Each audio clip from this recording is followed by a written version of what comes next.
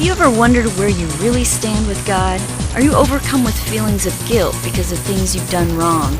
Are you tired of religion that focuses on rules that you can't keep?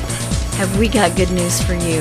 It's time to listen in on some casual conversation with Mike Kapler and Joel Brueseke and discover what true freedom is all about. This is Growing in Grace. Thanks for listening. I'm Joel Brueseke along with Mike Kapler. This is Growing in Grace, bringing you the good news. Everybody needs a dose of good news here and there, and in fact, really, this whole gospel thing, it means good news, and that's really what our lives are to be grounded in. The gospel, the good news of Jesus Christ, not only that we're saved by grace through faith, but that by God's grace, we have the power for everyday living in Christ. It's all completely apart from the law and rules and regulations, as we've talked about many times, including in past weeks here on the podcast. It's something that has to do with this thing called life, the life of Jesus Christ living in us. We died, we no longer live, but now Christ lives in us. Galatians 2:20. That's really what our lives in Christ are about. So here we are. How's Cap doing? Doing good, Joel. You were right. I mean, it's another one of those things we've talked about, but we didn't invite Christ into our life. Thank goodness for that. We were dead. Why would God want to enter into death? Right. I mean, that's the position that we were in. We were without hope, without God, without a covenant. We had no hope. We were heading down a dead-end street, brick wall, straight ahead, and God stepped in. Even while we were yet sinners, he rescued us. He demonstrated his love toward us. It's just good stuff. But we entered into his life. He didn't enter into ours. We get it all backwards sometimes, but that's okay. We can correct this. We can change our thinking, and we can begin to realize the blessings that have come through Christ. You know, when I got saved, Joel, when I came to the saving knowledge of Jesus Christ as a child, I don't remember the date. I do remember when it happened, and if you don't remember that time, that's okay. It doesn't matter. I'm just trying to make a point. But the feeling that people have, and I'm sure many can testify of this, that feeling of that burden being lifted, feeling so light, feeling so clean, feeling so good when you come to faith. You just feel like a load was lifted off your chest. And you go on with that for a while, and then it seems to sort of disappear. You don't feel it anymore. The feelings have nothing to do with this, but I was thinking about this earlier today. It's not so much a feeling, because I've had those up and down feelings throughout much of my Christian life, and it wasn't a whole lot of fun most of the time, because it was up and down. But since coming into the grace and a better understanding of the gospel, what I do experience is something similar to what I first experienced as a newborn believer in Christ. It's not a feeling per se. There's just this inward stability, witness, assurance, peace, and it's just always there. And I hope that we can say some things, Joel, that will help people come into that. Mm-hmm. It's not an emotional thing. It's just something that goes much deeper. Yeah, it really is, because Christ is in us, and we are in him 100% of the time. I was just thinking about how Jesus said, you know, when two or more are gathered together in my name, there I am in the midst of them. Well, why is that? It's because when one person has Christ in him or her, Christ is there 100% of the time. And so when two or more are gathered, of course, there he is, right in the midst of them. One thing that Jesus didn't say was, when two or more are gathered together in my name, invite me, and then I'll show up. He said, there I am in the midst of them. So he is here. He is in us.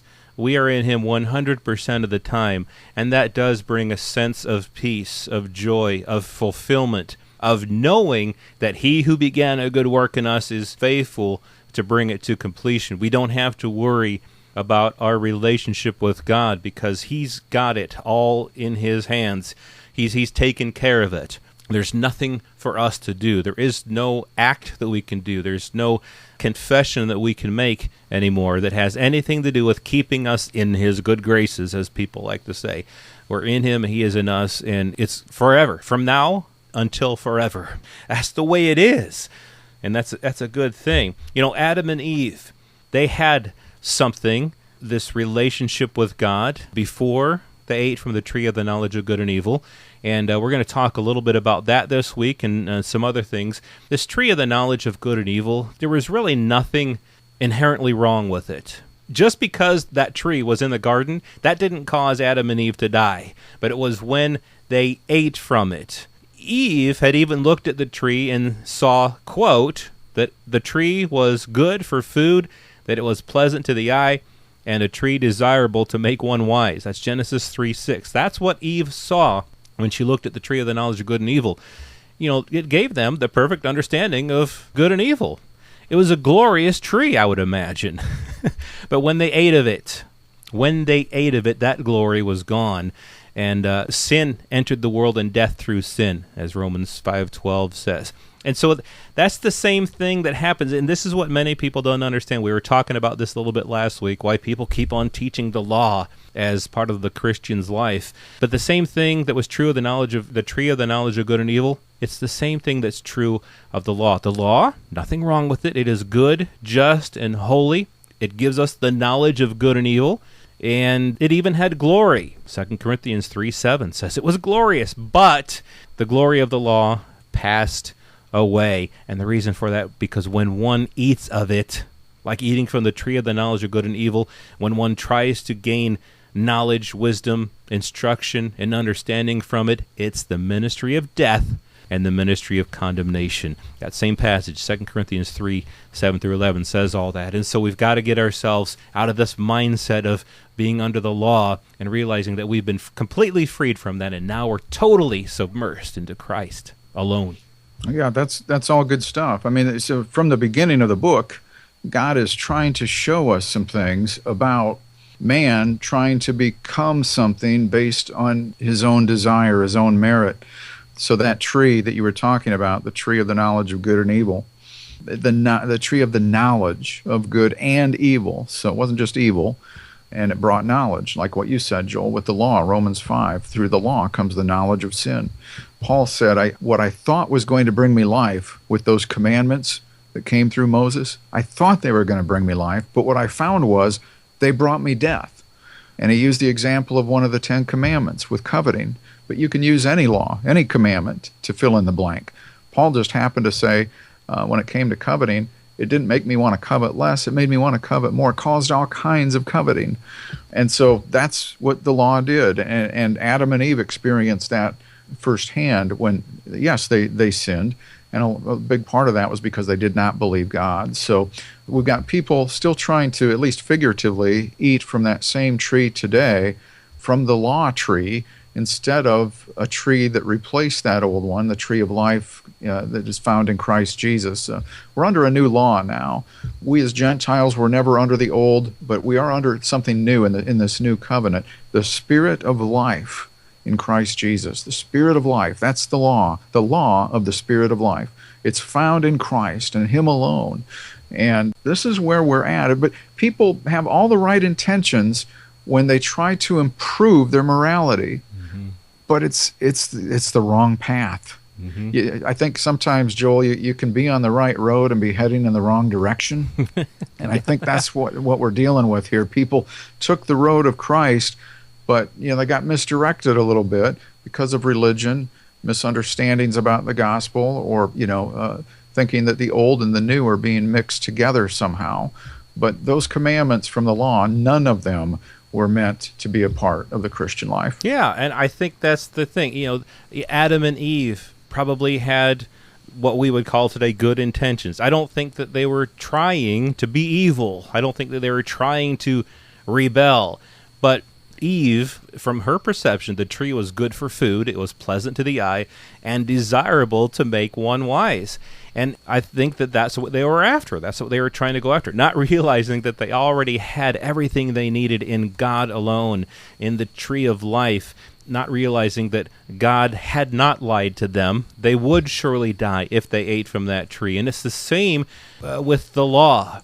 It seems to have this promise of life from a surface view, but when you take a bite of its fruit, when you sink your teeth into the law, you find that it actually only bears the fruit of death, like you were talking about. And Romans 7:5 talks about that, bearing fruit unto death.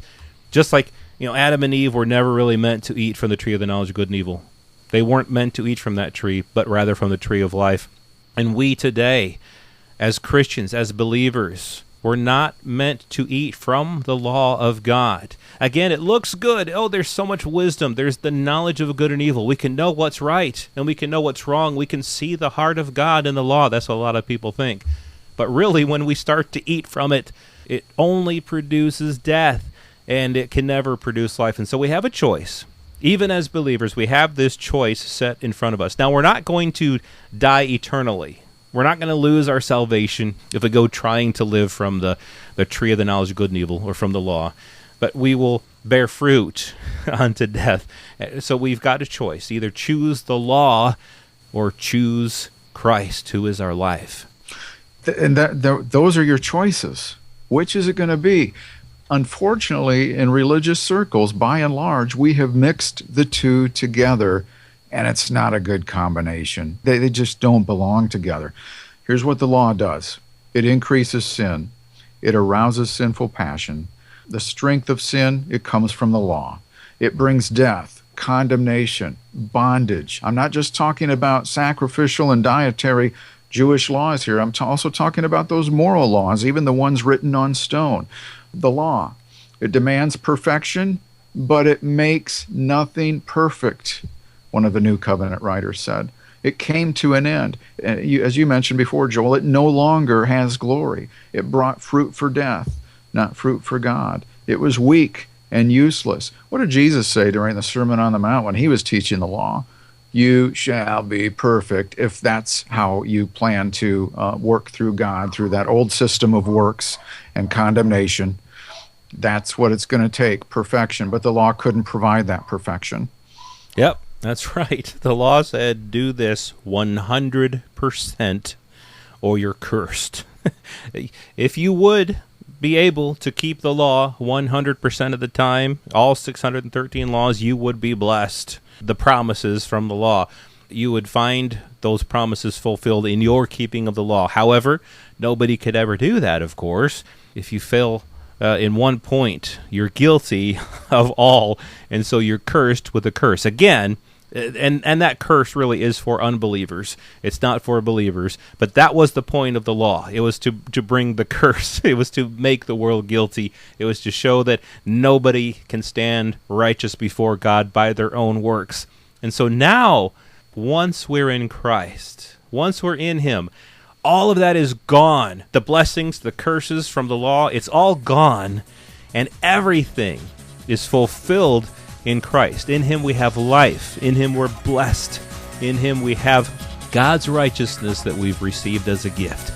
And some people will say that, well, since Christ is in us, regarding the law here, well, God is enabling us to keep the law, to keep the commandments.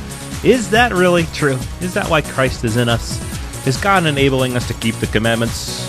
That's up next week, right here on Growing in Grace.